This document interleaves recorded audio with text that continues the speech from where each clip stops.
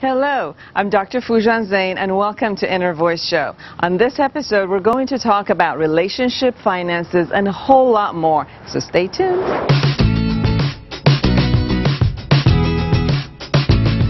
Hi, I'm Dr. Foojan Zeine. I'm a psychotherapist. I'm an author and an international speaker. I have hosted my own television show, Inner Voice, in a satellite program for 16 years. Whether it's premarital counseling or through their marriage, how to deal with children, and if they're going through a divorce, to teach them how to communicate better together. In actuality, I think my job is very important to work with individuals and the couples in order to make the most important relationship of their life healthy, which makes them healthy. On my Inner Voice show, I actually interview some of the prominent psychologists and entertainers in English, and I also speak to some of the psychotherapists who are Iranians and the artists who are Iranians, and I speak in Persian to the Persian population around the world, from Iran or Europe or Japan, Australia, all over the United States and Canada, because obviously I was born in Iran. Where's Dr. Zeine? Dr. Zeine? Hello. You also have been trained in my specific methodology and techniques, correct? Yes. Are you willing to talk to her after this show? Absolutely. And tell her the step-by-step that she needs to do to deal with what I believe is an addictive personality? Yes, absolutely. The family goes through a lot. For boys who are becoming girls, the fathers of the family suffer. They will keep being confused. They look at all the childhood pictures that they've took of their son, and now they look at somebody who's standing in front of them and supposed to be their daughter. Coming up, I'm going to be talking to a psychotherapist about awareness integration model. You really want to know what that is, huh? Coming up. Stay tuned. Hi. I'm Dr. Foojan Zeine, psychotherapist, and I'm here with Nasreen Barkhordari, licensed marriage and family therapist. We're going to talk about awareness integration model, a psychological model that I have originated, and Nasreen Barkhordari is one of the first therapists who has actually learned and has been utilizing it with her clients. Thank you for coming.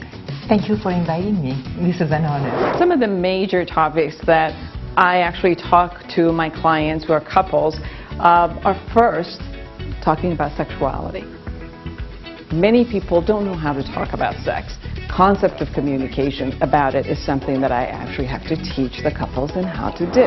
We talk about sexuality. Many people come into their sexuality in a very automatic way. We can go through the whole experience and wham, have a great time, but being with another human being, it actually takes skills. So becoming aware of every area of how we think, how we behave, how we feel, how we communicate with another human being in order to have an amazing sexuality is part of what we also teach in this AI model. So much of our sexuality. People don't talk about finances a lot. They don't have a system. They come from two backgrounds of how they actually have created their finances, and I have to help them create a system and have a great communication in how to follow the system.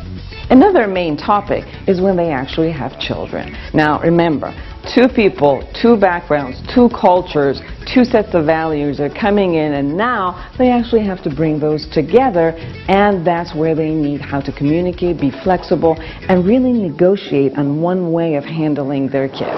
Duet, sometimes you guys are entering each other's space and singing together, and then solo. How does that experience for you? The funny thing is, in-laws, we have to deal with them. They're always there. They're going to be there. We didn't marry them, but they came with a package. So somehow we have to really, really work with them. And if I have to actually add one more topic that I've had to deal with a lot of couples and individuals is addiction. Whether it's an addiction to alcohol or drugs, pornography, cell phone, computers is one aspect that really, really affects the person's life and in their relationship. With people who are going through recovery from addiction, they've had some sort of a trauma in their childhood.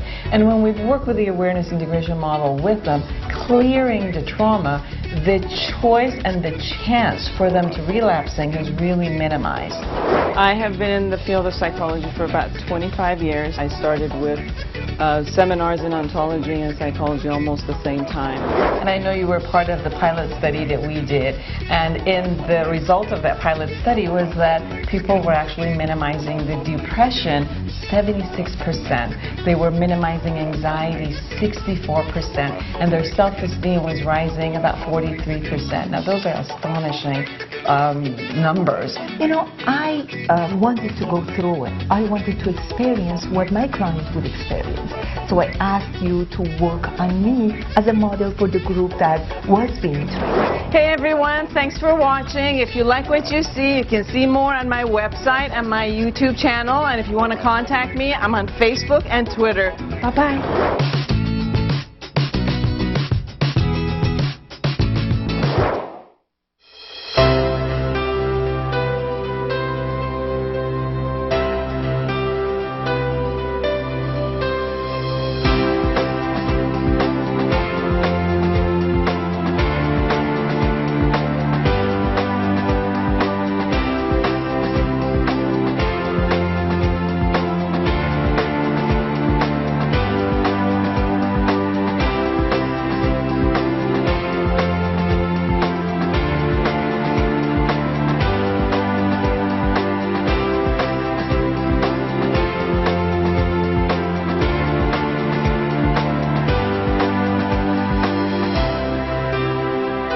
Hello, I'm Dr. Foojan Zeine, and welcome to the Inner Voice Show, the show that's about you and everything that's important in your life. And we look at it from a psychological perspective. On this show, I talk to experts who, in their field, in the field of psychology, they are with us. And today, we're actually going to talk about diet. Yes, diet. And how much dieting has to do with your psyche and the way you think and feel and behave, and we're going to talk to an expert about this. So I'm going to have Mrs. Deborah Beck Busis. She's a licensed social worker, and she's a diet program coordinator at the Beck Institute in suburban Philadelphia. Now, if you want to go ahead and go to the website, www.beckinstitute.org, and you can get more information on that. Mrs. Busis specializes in the application of cognitive behavioral therapy to overweight and obese individuals. She currently counsels international clientele of dieters face-to-face and phone and Skype, and she presents in seminars and workshops nationally, and she writes articles and blogs developing educational material and consulting with organizations. She is also the co-author of the Diet Trap Solutions.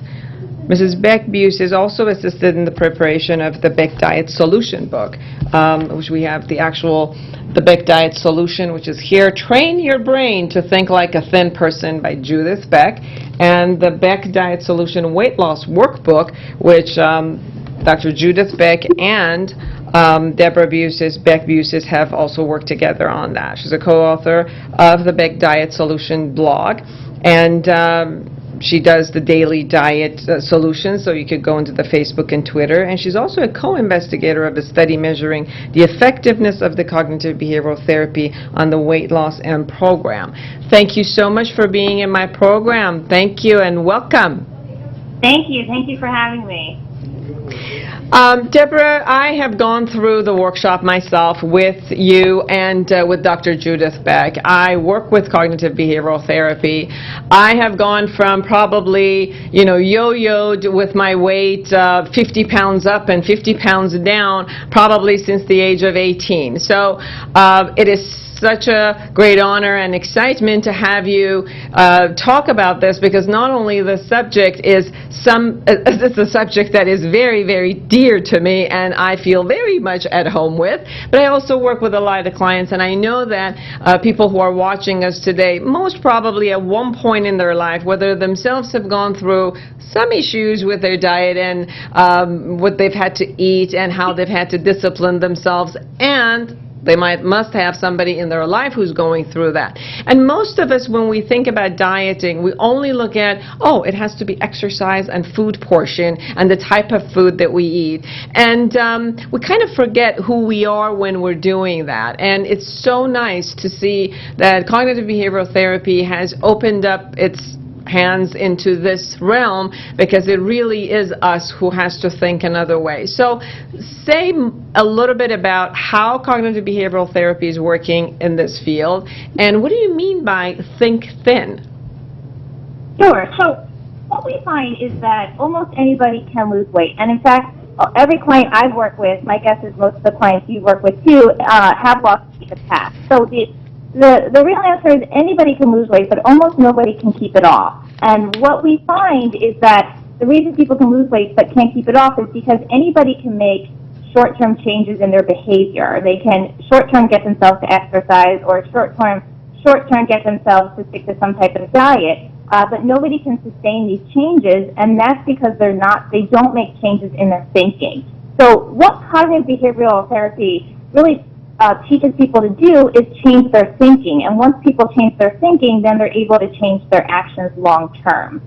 So the way this plays out for dieting, so every application of cognitive behavioral therapy, whether it's CBT for depression, anxiety, schizophrenia, substance abuse, it's all based on the cognitive model. And what the cognitive model states is what you think influences how you feel and then what you do. But it all comes back to what you think. So here's how it plays out in terms of CBT for weight loss and maintenance.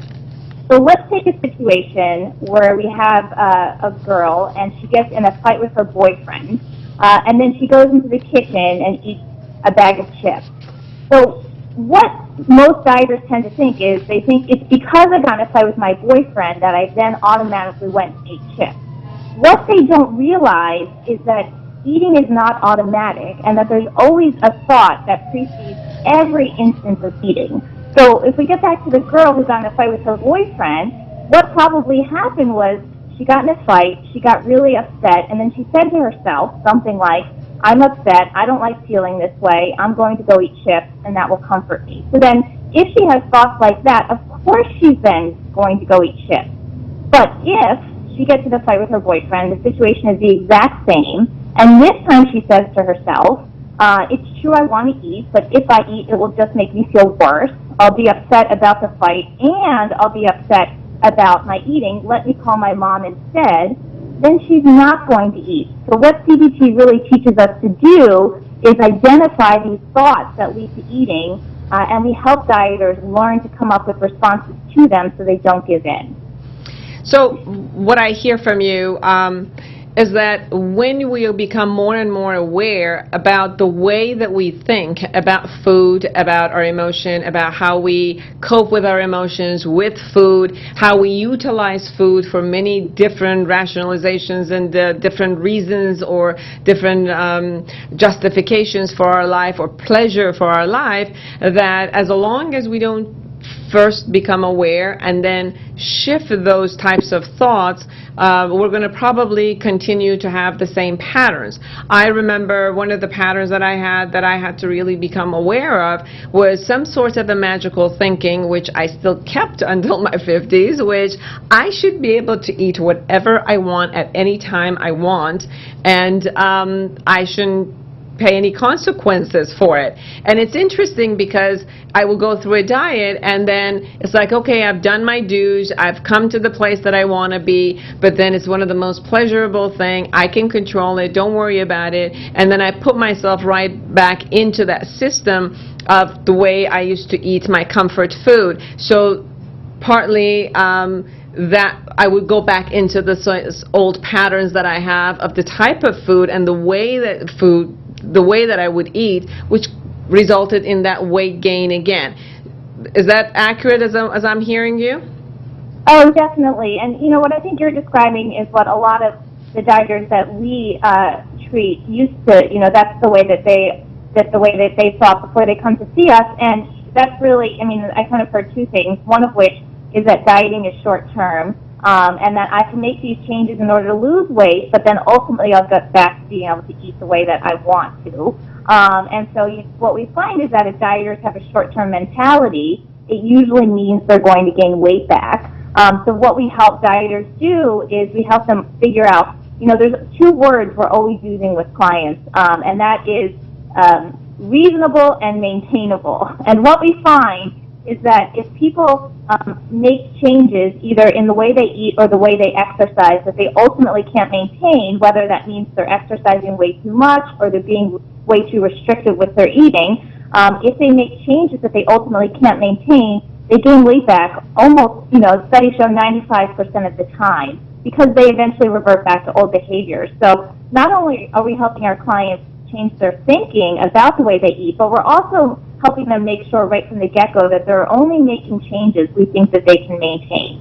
So when you talk about reasonable, say more, what do you mean as far as reasonable? Because obviously in order to lose weight, you have to do something that is more intense than when you want to maintain it. So when you look at reasonable and maintainable, what would you suggest as something, as just an example, that would be reasonable and maintainable in the dieting and losing weight process versus the maintaining process?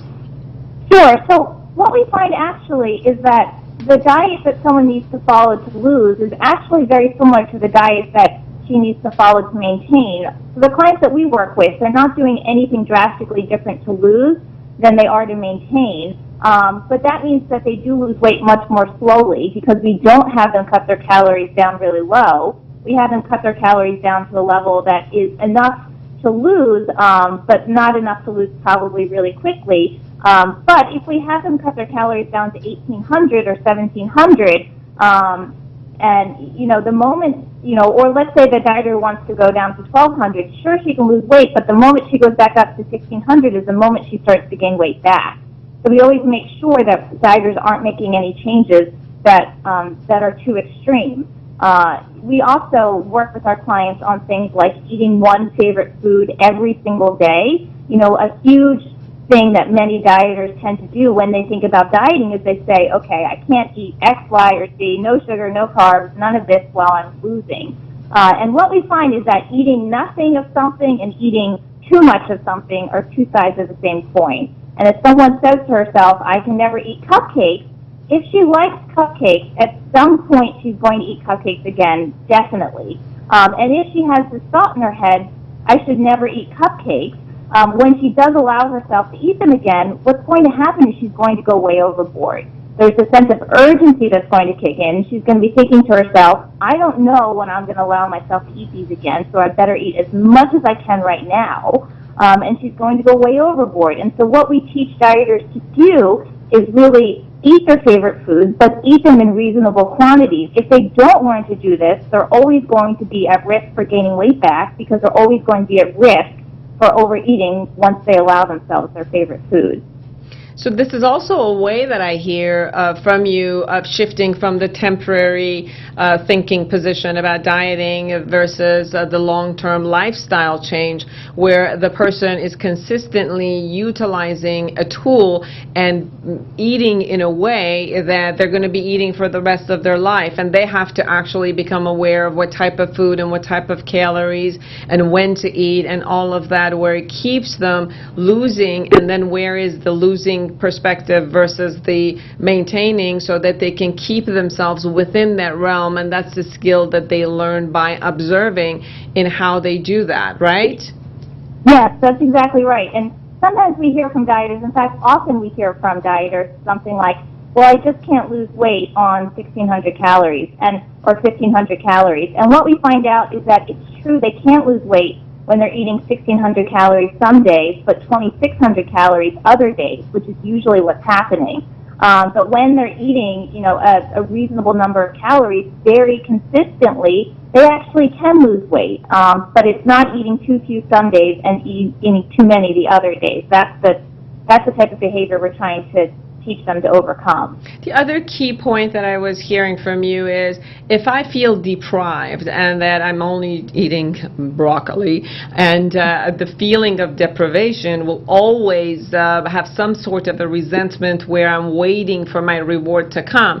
And you were saying if I get my reward every day and it becomes part of my life where the way that I eat, the way that I feel, it's a reward, plus that I'm getting something that my mind also experiences as reward. So somehow I might think that some sort of a food is not a reward, or if I'm not having my sweets, I'm not getting rewarded. So putting pieces of reward within the day for myself, then it gives me that satisfaction, which so that the feeling of deprivation does not show up, and therefore it becomes more maintainable throughout as a lifestyle.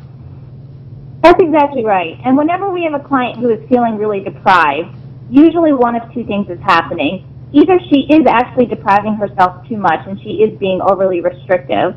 And when that's happening, it's usually because she's hearkening back to old dieting notions of needing to cut, being really restrictive, cut out certain foods. So either she is being too restrictive, or if the client's feeling really deprived, usually what's happening is that she's focusing on what she's not getting instead of focusing on what she is getting. So we really help dieters reconceptualize this and teach them to put their focus on the positive instead of the negative. So if a client is out at happy hour and everyone's eating chips and she's not eating chips, she can feel really deprived about the fact that she's not eating chips and lament the fact that everybody else gets to eat them and she doesn't.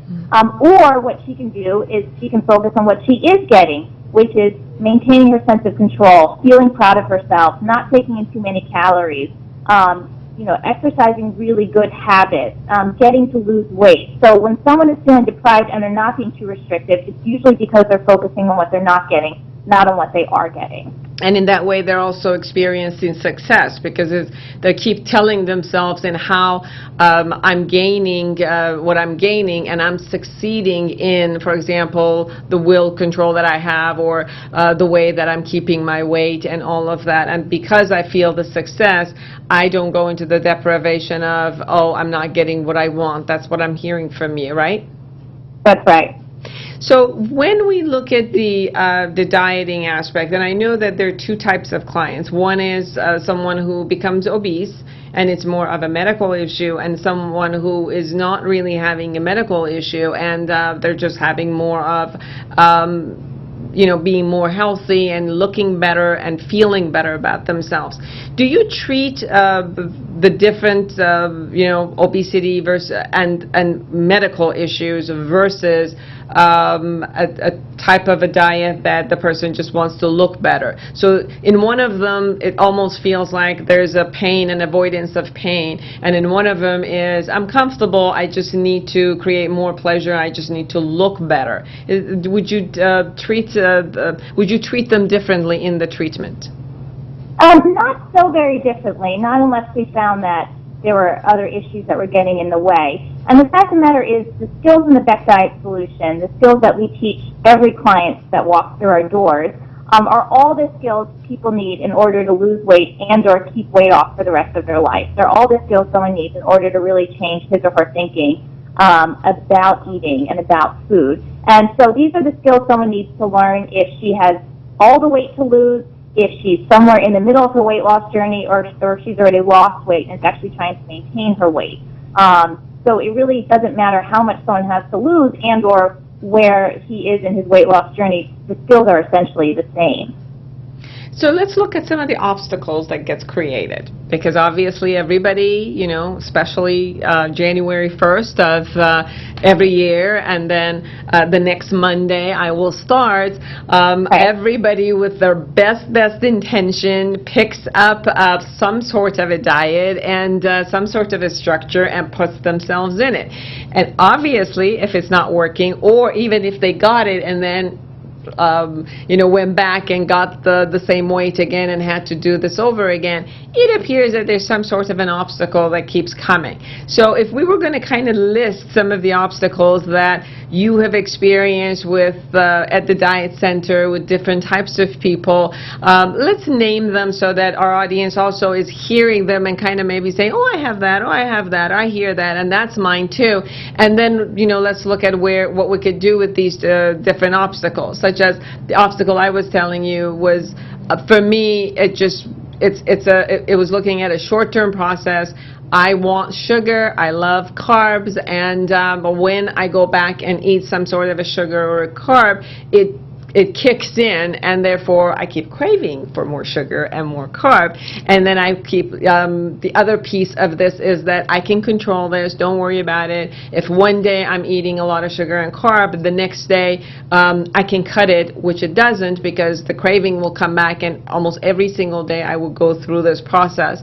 So there are different types of obstacles that comes in, which is mine, it appears more like pleasure-oriented and deprivation of the pleasure. But what other types of obstacles have you faced with different people? Sure. So actually, in our newest book, The Diet Trap Solutions, that's exactly what we lay out. We lay out the 9 or the 8 most common diet traps, the ones that we see most often in our office, and we broke them down into different categories. So there's categories like how we trap ourselves. These are things like emotional eating that can cause someone to go off her diet. Wanting to eat when she's bored or stressed or anxious or lonely. These are things like, then there's external traps. These are ways in which other things trap us, like food pushers, people who push us to eat things that aren't on our diet. Things like holidays and vacations. And then there's psychological traps. These are traps these are things, and this is a little bit like what you're describing, when people fall into traps and get off their diet when they start to feel deprived, when they start to feel discouraged, when they feel overwhelmed. Another type of psychological trap is also the getting off track trap. It's when someone makes a mistake early in the day or at some point in the day and says to herself, well, I've already eaten something I know I shouldn't. I've blown it for the day. Might as well keep eating and get back on track tomorrow. So there's all different types of traps that dieters fall into. And really the key here is helping them anticipate in advance what situations are likely to be in that might be difficult, and then helping them think through those situations and figuring out how they're going to handle them so that when the difficulty does arise, they know exactly what to do.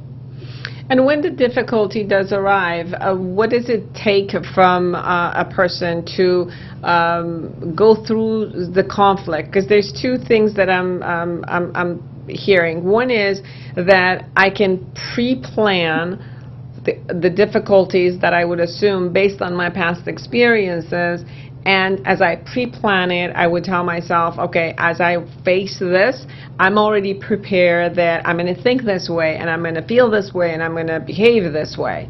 And then also there's another part of us that I think most people have it, I know I have it, which is the part that says, but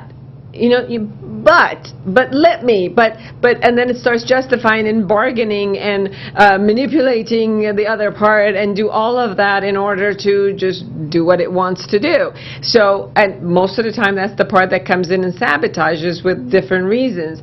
And from a cognitive behavioral perspective, although we might have pre-planned, although I must have said these are the things that I'm going to do, somehow the other part comes in. I have witnessed myself personally, and maybe all of you viewers have maybe at one point experienced that I've said no sugar, no cake, no sugar, no cake, and there's a cake in front of me because it's somebody's birthday. I'm saying no sugar, no cake, as my hands are by itself automatically going and cutting the cake, and I'm putting it in my lap and I'm eating. And at one point it's like, it's interesting that 3 hours later, because I've told myself no sugar, no cake, somehow I still pretend I didn't have that cake. So there's also this other shadow side of us that just come in and hijack and go. And what does cognitive therapy say about that?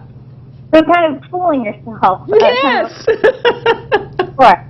So here's what we always remind clients. eating is not automatic. Things like digestion, the beating of our hearts, these things are automatic and we can't control them. Eating, whether or not we feel fully aware of it, eating is always preceded by some type of thought. Eating is always within our control. And here's how we know this. So I had a client who this was Halloween of last year, and she was watching a scary movie at a friend's house, and she said the lights were dark, the movie was really scary, she was really tense, she was caught up in it, and then, the movie ended, the lights came back on, and she said, I realized I'd eaten 3 chocolate chip cookies, or 4 chocolate chip cookies during the movie, but it was automatic. There was nothing I could do about it, I couldn't control it. And I said to her, if there had been coasters on the table the same size as the cookies, would you have eaten 4 coasters during the movie? And she laughed and she said, no, of course not.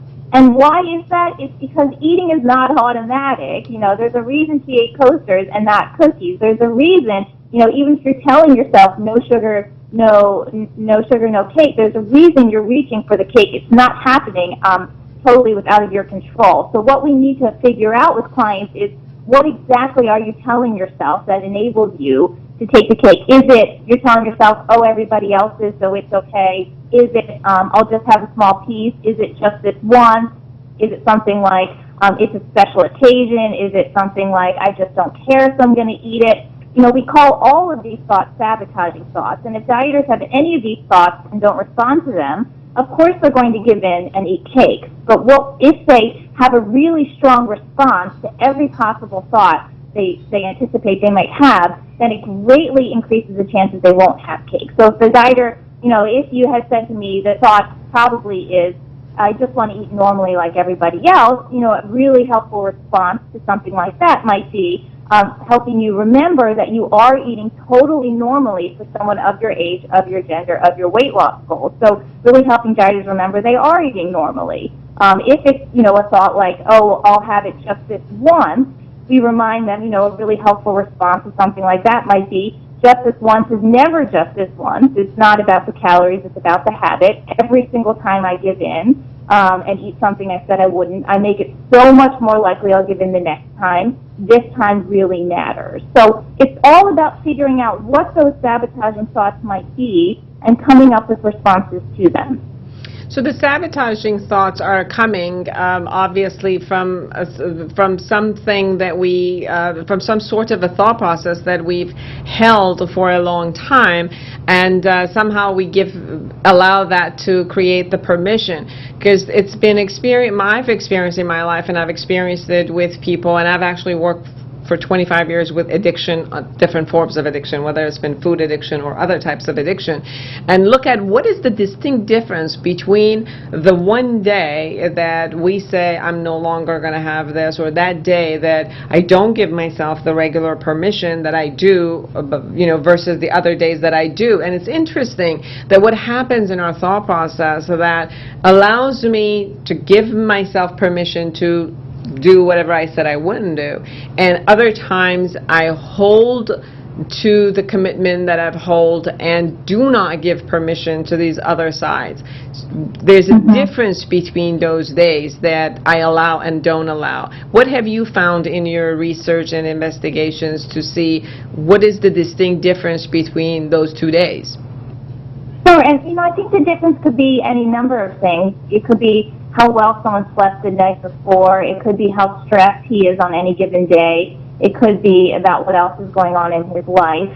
One of the things that we have our clients do, this is what we have them do the very first time we ever meet them, is we have them make a list of all the reasons why they want to lose weight. We have them make a list of all the advantages they hope to get out of weight loss. And for most people, even if it's a matter of losing weight, there's no medical condition and it's a matter of losing weight, so they feel better about themselves, these are really, really compelling reasons why people want to lose weight, really compelling reasons why their lives would be better. And we have them read this list every single morning, so it really starts out the day with the reminder of, here's why it's important to me to work on this today, here's why it's worth it to me. And if we can predict ahead of time, like let's say a client says, 4 o'clock is always a really rough time for me, that's when I'm more apt to kind of give in. what we'll do is maybe we'll have her read the list again, this list of reasons why she wants to lose weight every morning, plus every day at 4 o'clock, to really keep these reasons fresh in their mind, to really make it concrete to them at all times. Here's why it's worth it to me not to give in. Here's why it's worth it to me to work on responding to that voice. So it's more of coming to the positive thoughts and looking at the goals and looking at what I want to create as a success, and having that success part consistently be present to me, and for me to be present to it. And the more that I'm present to the result that would be successful and the thoughts that are more positive and workable, not necessarily just positive, but workable, and as you said, reasonable and maintainable, in some level, then I would hold that as utmost level of my day. So if I'm giving more strength on this side, the other side and the other thoughts and negative ones or sabotaging ones would get less energy, would get less attention, and that way is how within time we keep shifting the way that we process this. Yes, that's right. And what we find is that if people are, let's say, in school working towards a degree, or if they're working towards a big promotion at work, it seems easy for them to keep in their minds exactly why it's worth it to them to stay up all night studying for a test. It's easy for them to keep in mind exactly why it's worth it to them to put in the extra hours at the office. That end result is really clear in their heads, and it makes the work worth it. What we find is that with weight loss, almost the exact opposite is true, in that in a day-by-day, moment-by-moment basis, it's incredibly easy for people to forget why they want to lose weight. If they're faced, if someone is faced with eating something she knows she shouldn't, what is she thinking about in that moment? How much she wants it, how good it will taste, how deprived she'll feel if she can't have it. What is she not thinking about? All the reasons why it's worth it to her to resist. So in reading this list every day, it does exactly what you're saying. It really helps shift their focus on a fundamental level from what they want in terms of food to what they want in terms of weight loss in their lives. Do you sense that maybe this has to do with pleasure orientation of food? Because it's almost like with a lot of other aspects of our life, for example, work or many other things, that we become in a state that state is no longer maybe pleasurable, and we are really looking forward to the success space. So that's why we keep looking at it to pull ourselves up there. Could it be that for weight issues, for eating issues, it's more like eating always has represented, since we were born, the pleasure and the comfort, and somehow the pleasure and comfort is not taken away from it. If it turns into the association of it having pain, then sometimes we have issues, which people might get anorexic or might have other issues if they've associated pain with the food. But because we associate so much pleasure with it, that no matter how much the pleasure of the success is and how much of that keeps coming into the surface, it does not take away from the pleasure of the food, and that might be something that we keep going back, or are there other reasons for that too? No, I agree with you. And I always say people want to eat for 100 reasons a day. Hunger is one of them. Wanting to treat themselves, stress, boredom, being tired, everyone else had a long day. There's so many ways, there's so many reasons in a day somebody may want to eat. And I agree with you. I think a lot of that really has to do with pleasure. But here's what we always help people keep in mind. Let's take the dieter who really wants to eat when he's stressed, because it helps him calm down. And it gives him that sense of pleasure and that sense of relief from the stress. Here's what we remind him. What his body really needs in that moment is stress relief. It's true that food is one temporary way of achieving it, but the good news is that there are other ways of achieving stress relief. There's mindfulness meditation, there's progressive muscle relaxation, there's going for a walk, there's listening to music, there's calling a friend. So what we remind dieters is it's not that they're not giving themselves what they need, they're just not using food to achieve it, because that gets in the way of their weight loss goals. So it's really critically important to help dieters build in other sources of pleasure, other sources of fun in their lives. I once worked with a dieter who, she was a retired school teacher, and she took care of her elderly mom, and she didn't have a lot going on in her life. Her life was pretty insular, and she stayed at home a lot. And when we started talking about making changes, particularly in her dinner, because she was eating really big, really calorie-heavy dinners, it made her feel upset. And what we figured out was happening was that she was really relying on dinner to be her main source of excitement in her day. That was kind of the one thing she looked forward to. So when we talked about cutting that down, it felt like punishment to her. So in order for her to be successful, what we really had to do was we had to help her build other sources of pleasure, other sources of excitement in her life. We got her out volunteering, we got her swimming, we got her to join a Mahjong group. And so once she had other things in her life, then she was relying on food so much less for excitement because it wasn't the only thing that she had. When we're talking about the food itself, is it that we can create also pleasure eating the food itself, beside all the other ones, but also enjoying what we have versus thinking that what we have is deprivation? And I know that I heard you already earlier in the show saying that enjoying the byproducts of if I'm eating this way, and the byproducts are that I'm going to maintain, I'm going to be thinner, I'm going to look better, I'm going to be healthier. Could I add this piece that I can also enjoy what I'm eating and the portion that I'm eating? I know that if we really, really enjoy what I'm eating, I really want more and more and more, and I go, with more portion. But to also extend the pleasure and to what is versus what it isn't. What do you think about that? I think that's absolutely right. One of the early skills. So, the skills that we teach people, it is cognitive behavioral therapy, so it's really a combination of cognitive skills, thinking skills, and behavioral skills. And one of the early behavioral skills that we teach clients is to eat everything sitting down slowly and mindfully. We use the word mindfully, so either we mean slowly or enjoy every bite. And what we find is that, especially when dieters are binging or eating huge quantities, they're really not tuned into every bite that they take. Often they're actually doing the opposite of slowly and mindfully, meaning they're almost trying to zone out while they eat. And so what we find is that when dieters really tune into every bite that they eat, when they're really getting enjoyment from everything they put in their mouth, they truly can be satisfied with less. Do they want to keep eating more? Probably, but they really can be satisfied with less because they've gotten so much enjoyment from what they did eat. It's really when dieters eat mindlessly, when they eat without paying attention, that's when they want to keep eating the most. That's when they don't feel satisfied. It's really that it's not that they're not getting enough food, it's that they're not paying enough attention to the food that they are eating. I have one dieter who she eats, I say some dieters are quality eaters, meaning they'd rather have a smaller portion of the real high-fat thing, or quantity eaters, meaning they'd rather have a much bigger portion of the low-fat, low-calorie version. So I have one dieter, and she's a real quality eater. So she eats smaller portions, that's true, and she eats half a cup of super premium ice cream every night, and half a cup is not very much. And what she said to me recently is that out of everything she eats in a day, that quantity of ice cream is one of the smallest quantities.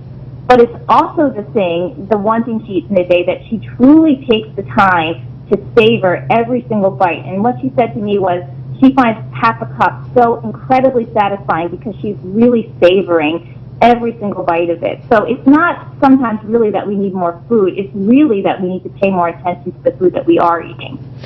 And I know that my own experience has also been, and with many clients, that we get hooked into specific foods which are pleasurable, just the way you were saying, and other ones are just not acceptable.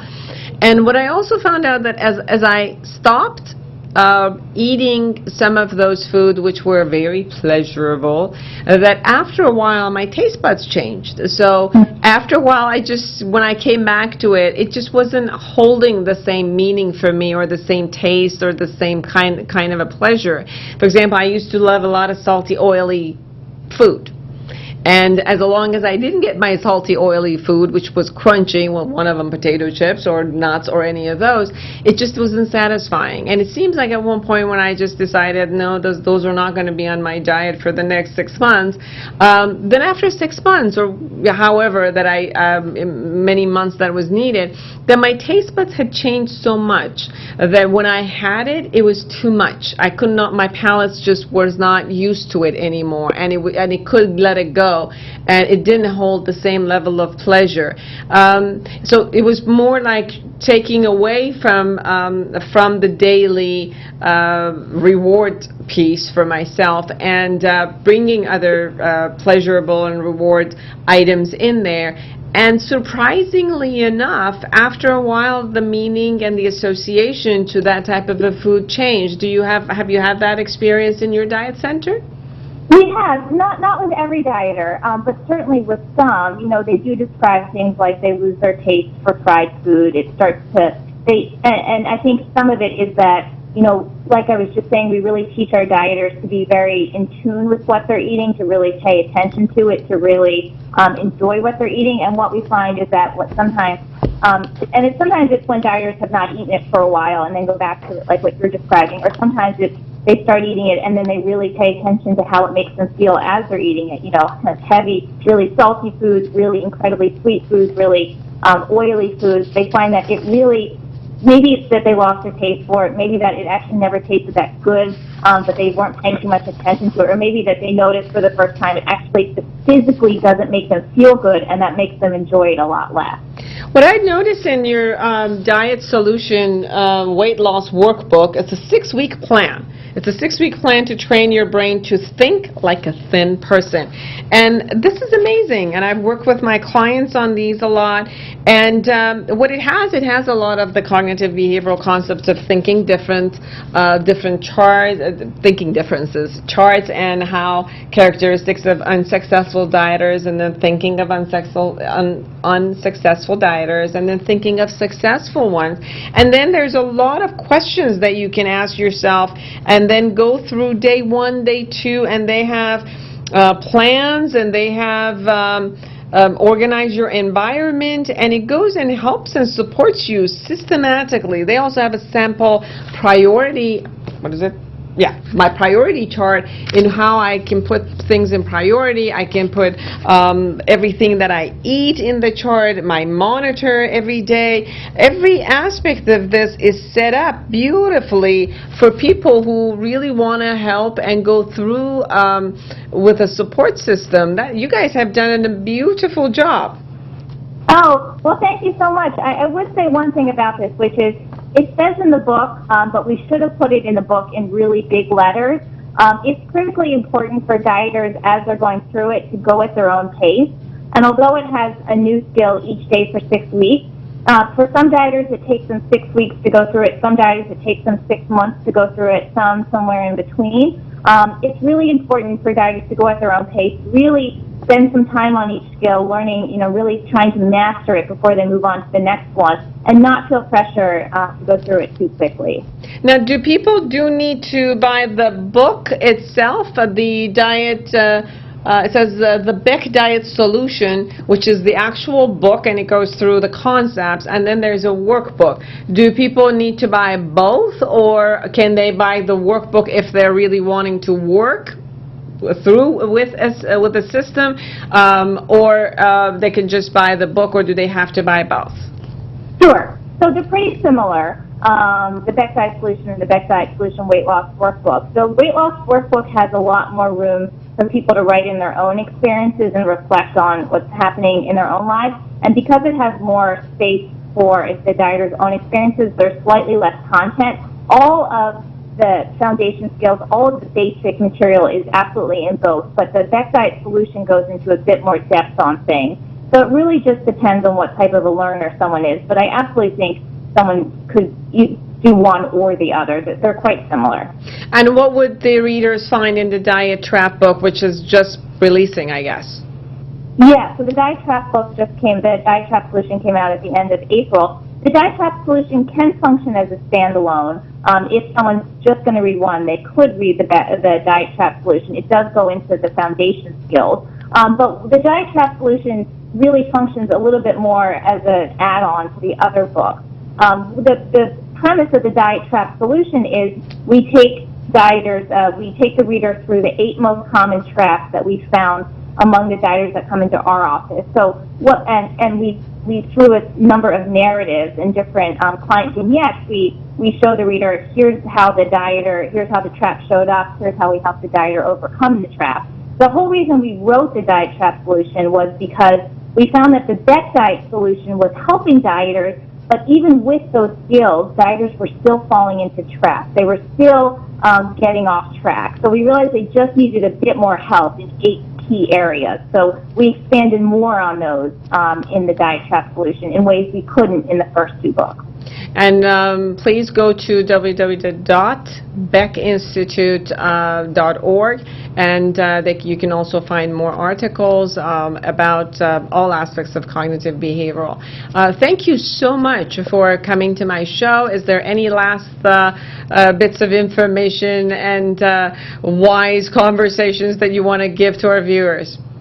Sure. I would just leave with the words, the message that there is so much hope. So many of the guys we work with feel, when they first come to see us, they feel really helpless and really hopeless that they can ever lose weight and keep it off. And what we always tell them is the reason they have not been successful in the past is not because they didn't want it enough, not because they're weak people. It's because they just don't know how. And once they learn how, that's when they can be successful. There is so much hope, but dieters just need to learn how. And what we've tried to do through the books is really teach dieters how. So there's so much hope. It's just a matter of learning how to do it.